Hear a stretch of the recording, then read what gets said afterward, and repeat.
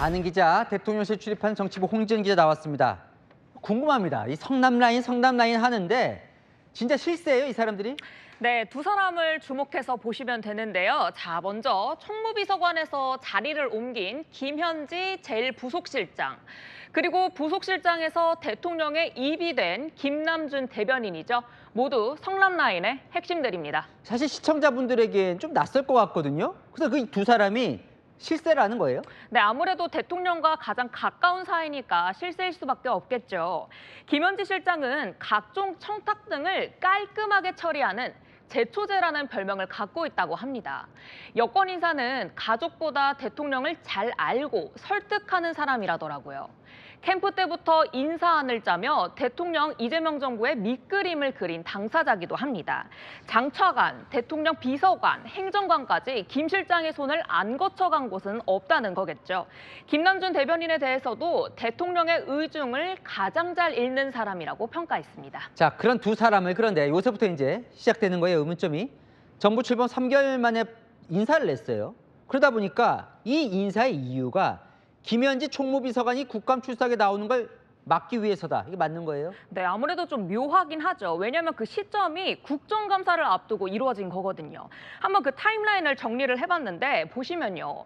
논란의 시작은 24일 김현지 당시 총무비서관을 운영위 국감 증인 명단에 빼면서부터였습니다. 야당에서는 만사현통이니 절대 존엄이니 이렇게 비판 쏟아졌고요. 이후 대통령실에서는 그래도 불출석할 것 같다 이런 말이 흘러나오더니 논란 5일 만에 국감 안 나와도 되는 부속실장으로 자리를 이동한 겁니다. 그러니까요. 왜 이렇게 국감에 안 나오게 하려는 거예요? 네, 대통령실 이야기 들어보니까 정말 국감에서 빼려고 한 인사 아니다 이렇게 억울해하고 있습니다. 선후 관계가 바뀌었다는데요. 설명은 이렇습니다. 이번 인사임에이는 김현지 실장이 아니라 김남준 대변인이었단데요. 대변인을 보강하기 위해 김 대변인을 뺐고 그 빈 부속실장 자리에 적임자를 찾다가 김현지 실장을 앉힌 거란 거죠. 그걸 이미 한 달 전부터 준비를 해왔고 대통령 순방 이후에 발표를 하려고 했던 건데 이 김현지 논란, 그러니까 출석을 하냐 마냐 논란이 터져 나왔다는 겁니다. 근데 어쨌든 이해가 안 가는 게 만약에 김현지 실장을 국감에 안 나와도 되는 부속실장으로 보내려고 했다면 민주당은 좀 기다리면 되지. 뭐하러 이 총무비서관 나와야 되는 총무비서관을 빼냐 마냐 이걸로 논란을 일으켜요? 네, 그렇게 볼 수도 있겠지만 민주당은 실제 이런 인사가 있을진 몰랐다고 말합니다. 김현지 실장에 대한 야당의 관심이 워낙에나 커서요. 여러 상임위의 증인으로 부르려고 하는 걸 알고 정쟁이 될 테니까 선제적으로 막은 거란 건데요. 김현지 실장에 대해 여당이 보호막을 치려고 한 건 분명해 보입니다.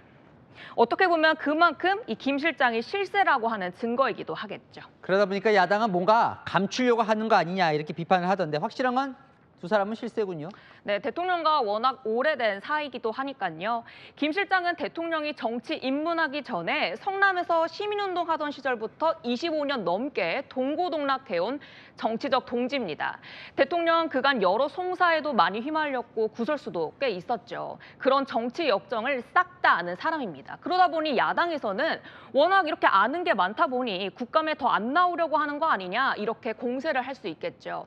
일각에서는 김현지를 감추고 김남준을 드러내는 이유는 뭐냐 궁금해하는 시선도 있는데요. 어쨌든 이번 인사나 국감 논란을 통해 두 사람은 더 관심을 받게 됐습니다. 성남 라인 재배치로 대통령실 임하기 시작된 듯합니다. 국감에 한번 떳떳하게 나오면 어떨까 싶기도 하네요. 아는 기자 홍지은 기자였습니다.